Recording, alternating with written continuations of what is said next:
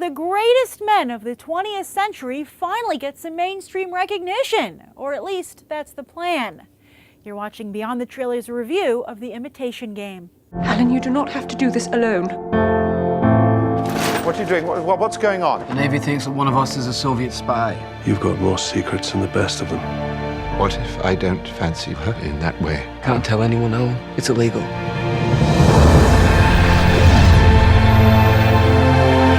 I'm just a mathematician. Sometimes it is the people who no one imagines anything of who do the things that no one can imagine.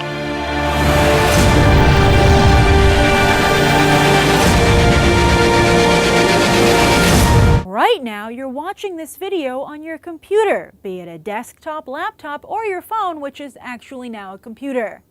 In fact, Beyond the Trailer is a web show made specifically for computers. And none of this would likely exist without the work of Alan Turing. Who? And that's exactly the problem, as both Turing's professional life and personal life were not something the British government wanted you to know about. Professionally, he was a code breaker at the famed Bletchley Park during World War II. Turing not only broke the Nazi code, but did so with a machine that he invented, which would eventually become the modern-day computer.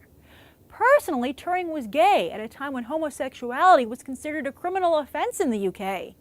It's important for you to discover Turing's fate yourself while watching this film, but know that what the British government did to him, the same government who hired him as a code breaker, was so atrocious that in 2009, Prime Minister Gordon Brown issued an official public apology.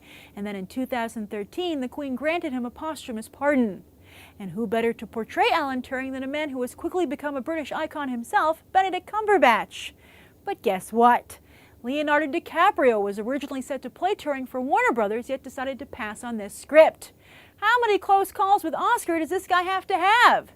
Yes, The Imitation Game is considered a hot Oscar contender, not just because of the subject matter and star, but because it's being carefully shepherded by Oscar whisperer Harvey Weinstein. Yet the portrayal of another brilliant British mind, Stephen Hawking in The Theory of Everything, has also emerged as a hot competitor for this year's Oscars. Ironically, Cumberbatch himself portrayed Hawking back in 2004 for the BBC, for which he received his first BAFTA nomination. Both he and fellow Brit Eddie Redmayne will almost certainly be nominated for Best Actor at almost every award ceremony this year, yet right now Redmayne is favored to win. Yes, while he is a huge hit on the small screen, Cumberbatch has had some difficulty transitioning to the big screen. This was supposed to help considerably, but then Redmayne came along. Behind the camera is Norway's Morten Tyldum, making his English language debut here.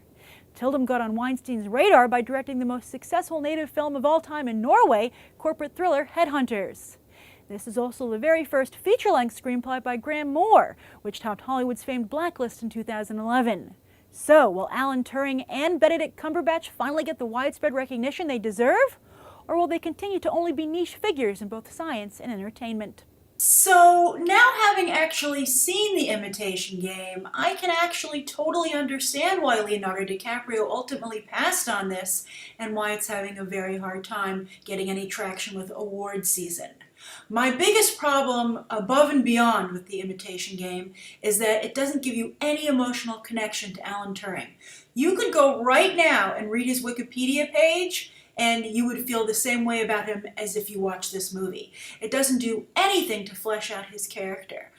Basically, it's just The Big Bang Theory meets Downton Abbey. And yes, I think this is more of a TV movie than something that's worth seeing on the big screen. It's not particularly cinematic, especially with how good TV is getting. And that's something we discuss a lot here on Beyond the Trailer, how television is getting so good that it really is forcing movies to evolve. And The Imitation Game is really old school award movie filmmaking like 101. It has all the tricks and it's so formulaic that you can see that it's formulaic.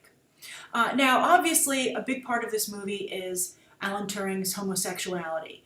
But I think the movie makes a really odd choice and that it really doesn't focus on it that much until like the last third of the film. And then it starts to seem forced, just tacked on. For instance, two of the characters in the movie, I won't tell you which two, but when Alan Turing says, I'm a homosexual to them, they go, oh, totally saw it, sensed it, I guessed it a long time ago. And watching the movie, you're like, really? When? Because I didn't see any evidence of him being gay. And it's not that he had to act a certain way, but he never looked at anyone for a certain, too long a period of time. There was just nothing, to the point where it's actually somewhat insulting. If I were Alan Turing, I'd be like, what on earth made you think I was gay? The only thing that could possibly point to it is they're like, well, you're really socially awkward and you don't fit in anywhere or get along with anybody. And that does not mean that somebody's gay. So I thought that was an odd choice by the film. And also to not fully explore this part of Alan Turing's life, to just kind of sweep it under the rug, makes no sense, considering the fact that this was clearly such a big part of Alan Turing's life. Obviously, it was half of his life. It was his personal life. It caused tremendous problems for him because of the time and place that he lived, and it had a huge, horrible effect on his life. So to not fully explore that, I think, is not fair to Alan Turing, and it's almost like the wrongs done to him seem to be almost to some degree continuing. It's just unfortunate. And then as for his work, they do a pretty good job exploring it, but then towards the end of the film, it's a spoiler, I don't want to give it away, but there's a decision that has to be made by Turing and his group about a certain, group of civilians. Very controversial decision is made. And it leads to a very controversial and secretive long-term strategy with the war going forward with their group. And it's just, it confirms everybody's worst fears about the government being manipulative and just outright lying and not caring about the lives of its citizens, not putting that first. It just confirms all the worst fears that people have, the worst fears that we have about our government, and it's just glossed over to the point where you hear it and you're like, wait a minute, are you saying what I think you're saying? And to not focus more on that, I think, is careless of the film. Also not to really, make their case for this, because if it's true, it's a huge reveal about how England fought the war and its relationship with its allies, and even the very nature of government itself and these clandestine services like MI6 and the CIA. It's just so huge and just so shocking that when I heard it, as I said, I was like, let's rewind. And I was also like, there's your movie. Because we've already explored Bletchley Park quite a bit on the small screen and the big screen, and there's been a lot of movies and television shows about the persecution, the wrongful persecution, obviously, of the gay community. So while that's obviously a very important story, this is also huge, and it's new, and it's something that hasn't been quite explored, especially with the Greatest Generation. This whole idea. In World War II, and everything was supposed to be really black and white, and we were fighting an obvious evil, the Nazis, and to have someone just open the door and reveal so many grays, some of them quite murky, is shocking, and it just does pull some focus from the film. And it's easy to pull focus from the film because there's not much of a film there. I would say to go and see this movie, I think it's really only for diehard Benedict Cumberbatch fans, at least in theaters. And everybody does a very nice job. Keira Knightley's very good in the movie. I think it's not helped by the fact that it has so many BBC actors. There's someone from Selfridges, there's someone from Game of Thrones, there's someone from Downton Abbey. It's almost like a little bit of a game itself. Alan Turing loved games or puzzles, and here's one, spot the BBC actor, or or ITV, I guess, as well. But I would say, it's a handsomely mounted film for the small screen, and that's where it's best watched. And I think that Alan Turing deserves a better movie. And it's unfortunate, as I said, that the wrongs to him and the categorization and trying to put him in a box is still being done. They're still trying to put Alan Turing in a neat little box instead of just exploring the very complicated, ingenious man, an extraordinary and unique man that he actually was.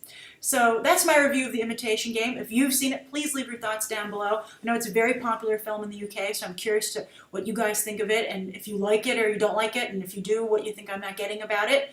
Thank you for tuning into my review, and you can check out some more episodes right now.